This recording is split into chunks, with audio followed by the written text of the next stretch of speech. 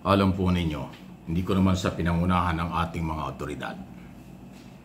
Bakit hanggang ngayon wala man lang silang inaresto? Puro investigation pa lang. Sa mga sangkot sa bilyon-bilyon o trilyong anomalya sa ating pamahalaan sa flood control, scam. Sa dami na po ng nag-akusa at inakusahan, sa dami na po ng mga ebidensyang nakita natin, pera at yun pong mga proponent ng project, gumawa ng project, kontraktor ay nagsalita na. Ni isa wala pang nakukulong. Dahil ba malalaking tao sila? Dahil ba ma-influensya sila? Dahil ba mayayaman sila? Nagtatanong lang po ako sa mga otoridad like NBI, National Bureau of Investigation at Philippine National Police at yung mga departamentong nakakasakop sa kanila. Alam niyo kung bakit? Kasi pagka po simpleng mamamayan, walang pera, walang koneksyon, kahit suspect lang sa napakaliit na kaso, huli ka agad, kulong ka agad ng ilang araw. Pag nagkalimutan, inaabot ng buwan, nakakulong. Pero ang kaso naman niya ay bagansya lang o napakaliit na kaso na dapat ay pinapalaya o dapat hindi inaaresto at pinagsasabihan lang. Pagka maliliit na tao, puntahan nyo ang mga kulungan sa ating bansa. Lalo na sa mga presinto ng pulis, estasyon ng pulis, nationwide, not only here in Metro Manila. Hindi po lahat ng may kaso dyan ay matitindi ang kailang kasalanan. Marami dyan ay suspect sa maliliit na kaso na bailable naman, pero bakit taon, buwan na nakakulong? Marami dyan na hindi naman dapat nakakulong, pero nakakulong dahil hinuli ng mga otoridad without warrant of arrest. Pagkatapos itong mga involved sa scam na bilyon, trilyong pera ng taong bayan, binaha, maraming namatay, nasirang ari-arian, sasakyan at mga sakahan, wala pang nahuhuli kahit isa. Lahat ng sinabi ng mga district engineer at contractor, itinuro na nila ang lahat na kailang pinagbibigyan ng 25 to 30%. Napakalaking pera niyan sa total budget ng project. Doon po yan sa proponent pa lang.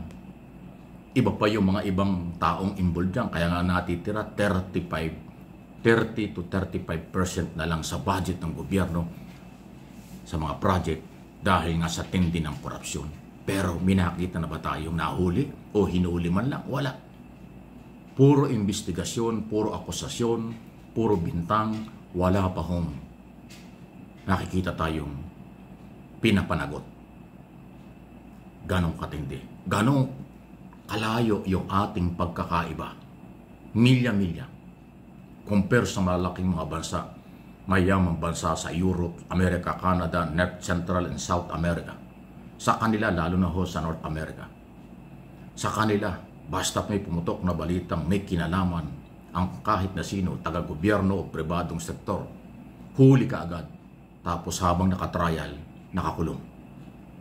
Pag hindi napatunayan, saka pinapakawalan. Dito sa atin, ilang buwan na meron ng itinuro. Lahat naman denial, wala namang aamin. Wala pang ipinakukulong. Bakit? Bakit ganon ang ating mga otoridad? Bakit ganon ang ating batas? Yan ang dapat baguhin kung talagang in aid of legislation ang mga investigasyon ng Kongreso at Senado. Paulit-ulit na yan, ilang dekada. Bakit hindi nyo nabago yung sistema yan? Na dapat sa oras na pumutok ang balita na merong kinalaman sa krimen o korupsyon, dapat kaagad-agad hinuhuli habang iniimbestigahan at tuloy-tuloy nang nakakulong habang tinatrial. Ang korte na lang ang magpapalaya kapag ka na-dismiss o walang ebidensya na matibay. Para katakutan, yun ang nakikita kong solusyon. Wala tayong death penalty. Ayaw ninyo. Pero dahil paulit-ulit nga itong korupsyon, kasi nga nakikita nilang kayang-kayang lusutan ng kanilang koneksyon, impluensya, at pera. Di ba napaka-insulto sa ating lahat na yung pera natin, ninakaw nila, yun pa rin ang kailang ginagamit sa kanilang pagkatanggol. At ang isa pang masakit na nangyayari ngayon, tayo pa ang gumagastos, ang gobyerno pa ang nagpo-provide ng security 24/7 sa lahat ng mga nagsalita sa korupsyong ito. Di ba? Anong klase naman yan? Tayo na ang ninakawan, tayo pa ang gumagastos para sila proteksyonan. Eh di yung ninakaw nila, yung mga pera nila, yun ang gamitin nila para proteksyonan ng kanilang sarili. Noong sila'y nang-aabuso sa pera at kapangyarihan, wala silang takot at walang kahihiyan. Ngayong sumabit na sila at under investigation, kailangan ng gobyerno magbigay ng proteksyon. Ano ba naman tayo? Kaya, nakakatawa. Mr. President, pakialam po, baka pwede na nga. Hindi na ho kailangan ng batas dyan. Siguro, ang tingin ko din, isa lang presidential degree or executive order ng Pangulo. Pwede nang gawin yan eh. Para naman hindi masakit sa mukha at pagkatao ng lahat ng Pilipino na may-ari ng pera. Hindi ko sinabing guilty sila lahat. Pero dahil sa kanilang pag-amin kung paano pinaparte ang pera sa mata, kaisipan ng lahat ng Pilipino sa buong mundo at ng international community na nakatutok dito sa isyong ito, lahat sila ang tingin nila guilty. Pero masakit niya, ulitin ko, wala pang ni isang nakulong.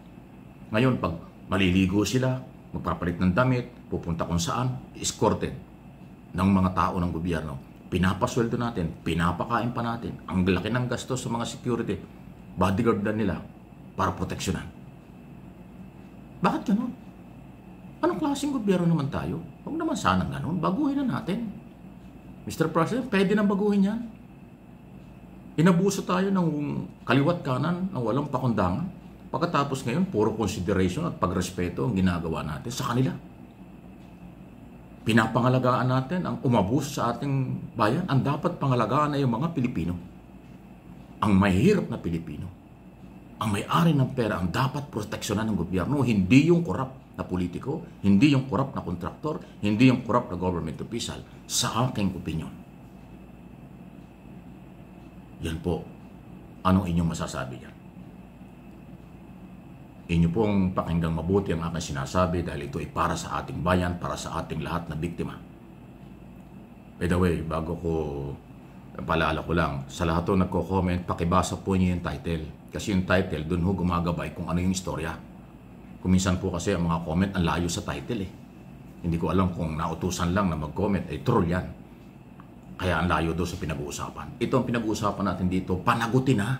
Ipakita naman ng gobyerno na meron silang kapangyarihan para ipakulong ang mga akusado. Kahit akusado pa lang yan, pwede nang ipakulong kasi peoples of the Philippines, people's money, ang pinag-uusapan dito. Ano ba naman? Talagang tatawa at mapapailing ka na lang sa bagal ng galawan eh.